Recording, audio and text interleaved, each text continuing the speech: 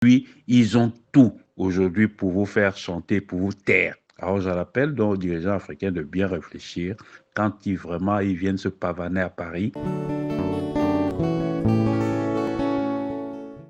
Bonjour, mes chers compatriotes. C'est Pierre Ndom du Mouvement patriotique africain. Je voulais aujourd'hui un peu dévoiler certains petits secrets, peut-être qui sont ignorés par certains dirigeants africains. Quand vous arrivez à Paris et que vous êtes un responsable africain, que ce soit DG, ministre, chef de sécurité, général, président, ministre, ce que vous oubliez, c'est que les services secrets français vous piègent dans les hôtels où vous habitez. Et parfois, même les femmes qui vous envoient, ce sont parfois des putes de luxe, c'est-à-dire des femmes qui travaillent pour les services secrets. Elles sont là pour vous espionner, pour vous faire parler et pour avoir à peu près ce que vous pouvez avoir de plus caché au fond de vous. D'ailleurs, même quand vous faites vos opérations, vous allez ouvrir peut-être un compte à la Société Générale et tout. Les services secrets sont informés. Ils savent votre numéro de compte. Ils ont le relevé de toutes vos opérations. Et la chambre, parfois, dans le palace, là où vous habitez, est truffée de micros, est truffée de caméras. Ils filment vos ébats. C'est ça qui constitue le dossier qui permet de vous faire chanter à un moment donné. Et ça, ce n'est que la partie visible de l'iceberg. Je voulais dire à tous les dirigeants africains que Paris a un dossier sur vous, c'est-à-dire du président jusqu'au ministre, jusqu'au chef d'état-major, généraux, même colonel. À partir du moment où vous avez un titre officiel, vous avez un passeport diplomatique, on vous espionne en France. S'ils le font, c'est pour préserver leurs intérêts, à vous forcer à faire ce que eux ils veulent. Donc, quand vous voyez aujourd'hui, ils sont en panique au Mali, par exemple, c'est parce qu'ils n'ont pas de dossier sur des gens comme Assimi Goïta.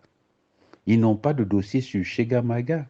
Parce que ce sont des gens qui n'avaient pas l'habitude de venir à Paris, jouer la vie, faire des achats. Ces gens des services secrets connaissent tous vos comptes bancaires et où ils sont logés. Parce qu'il y a une obligation faite aux banques en France de transcrire toutes les opérations faites par des gens importants africains, hein, au service secret. Donc, ils ont toute une documentation. Ils ont des photos de vos ébats. Ils savent si vous couchez avec des hommes, des femmes, des enfants. Ils ont tout. Et parfois, ils ont le téléphone qui vous donne ou qui vous affecte ont des lignes spéciales où ils sont très bien écoutés. Donc, je voudrais déjà dire que ne croyez pas que les Français ont pu nous tenir pendant 60 ans parce que normalement, euh, ils ont peut-être...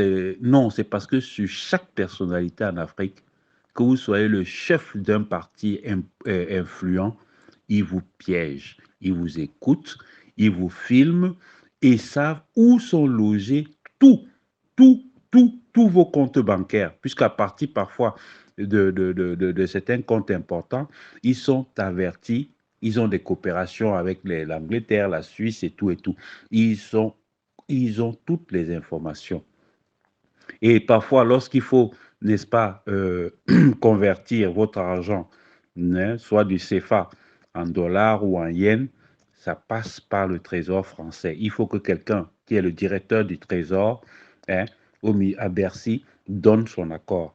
Et quand il donne, il prend la copie de la fiche, il la place, hein, parmi les éléments qui permettent d'avoir un dossier sur chacun. Comme ils le font même en France pour les activistes et tout et tout.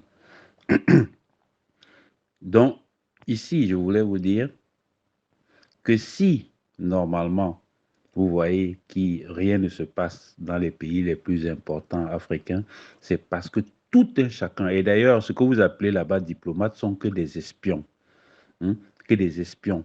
Leur ambassade n'est que truffée d'espions, d'appareils d'écoute, d'appareils d'interception et tout et tout. Voilà pourquoi ils ont réussi pendant 60 ans à vous neutraliser.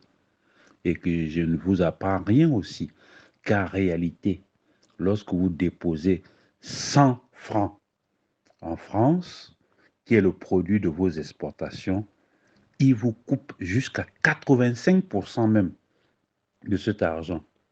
Cet argent qui aurait pu permettre à nos pays de s'enrichir. C'est pour ça que quand on parle du Mali, hein, le problème entre le Mali et la France, et la Centrafrique et la France, c'est le problème du trésor public français qui ne reçoit plus l'argent de ces pays. Ces pays ont aujourd'hui de l'argent à tel point que, regardez Bangui, c'est un chantier. Bientôt, vous verrez aussi, regardez, le Mali achète 50 hélicoptères cash. Le Mali appure une dette, un passif avec les employés, avec les fonctionnaires. Parce que le trésor public malien est plein d'argent. Parce que les 85% qui étaient volés par la France, hein, leur est directement versé au trésor public. Ils peuvent même se permettre demain de lancer leur propre monnaie. Et vous savez le principe de la monnaie. Il faut seulement avoir 10% de garantie. C'est-à-dire le Mali pourrait fabriquer à partir de 1000 milliards, le Mali pourrait aujourd'hui légalement fabriquer 100 000 milliards. C'est-à-dire on appelle ça le levier 1 sur 100. Ce qui permettra au Mali de pouvoir s'acheter des biens d'équipement et pourrait, n'est-ce pas, se permettre à lui tout seul d'importer des biens d'équipement qui sont assez lourds, comme ils le font déjà jusqu'à présent. Ce qui nous est refusé, nous. Nous, on vit sur le réel, c'est-à-dire le 1 égale 1. C'est-à-dire si on a 4 000 milliards, c'est 4 000 milliards, pas plus. On ne peut pas créer 40 000 milliards ou 400 000 milliards, ça nous est interdit, alors que tous les pays fonctionnent sur ce levier de 1 à 100, que ce soit les États-Unis, que ce soit l'Europe, que ce soit tous les pays qui contrôlent leur propre monnaie. Voilà ce qui nous rend éternellement pauvres et qui fera de nous des éternels pauvres. Parce que quand tu produis, tu as ton travail, tu produis 100 francs et on te pique 85 francs, ce n'est pas avec 15 francs que tu vas te développer.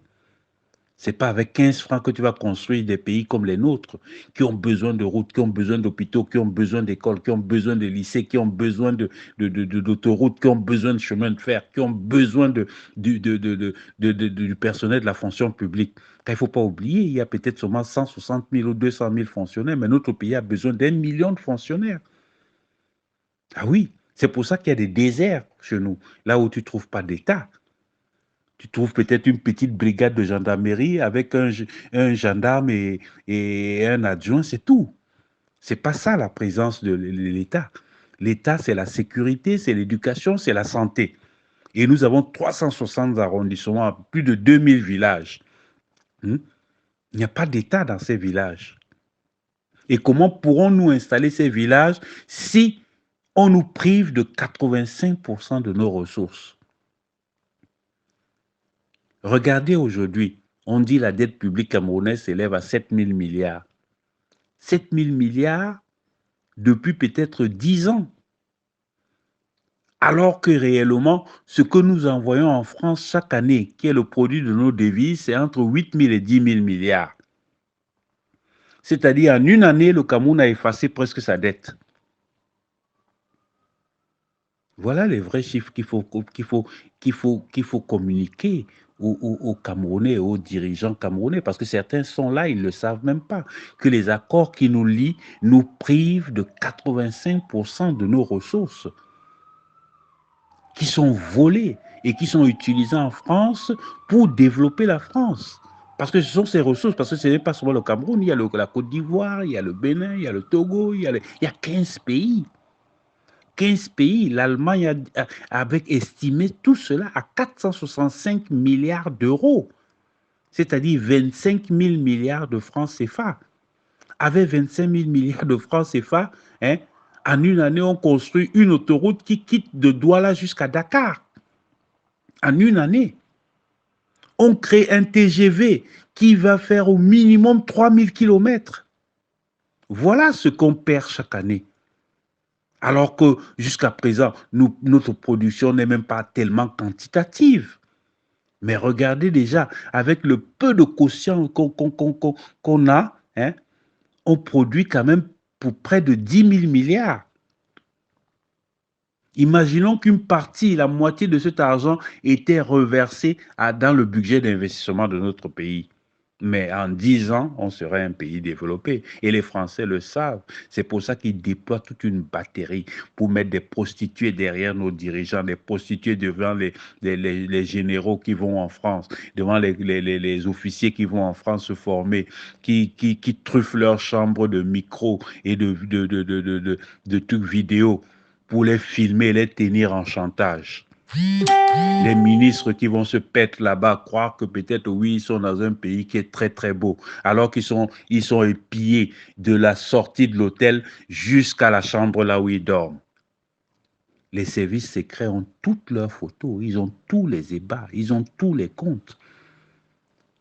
Ils attendent seulement que vous ouvrez votre bouche pour qu'ils disent, ah tiens, vous savez, le compte de Paul Biya, il est à l'île Maurice, il est au Caïman, il est aux îles Virginie, il a acheté un palais à Lyon, il a acheté...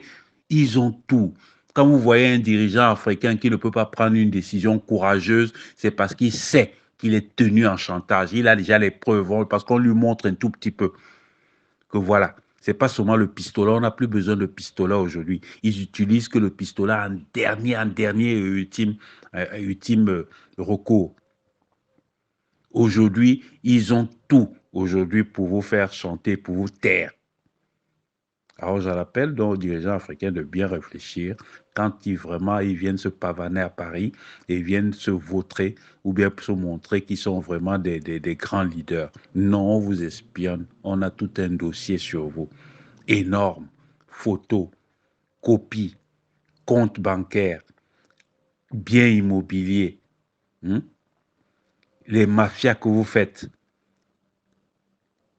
Tout ce que vous faites est noté. Quand vous vendez même un bien de votre pays ou bien vous vendez un dirigeant, tout est noté. C'était Pierre Dom du Mouvement patriotique africain. Je vous remercie.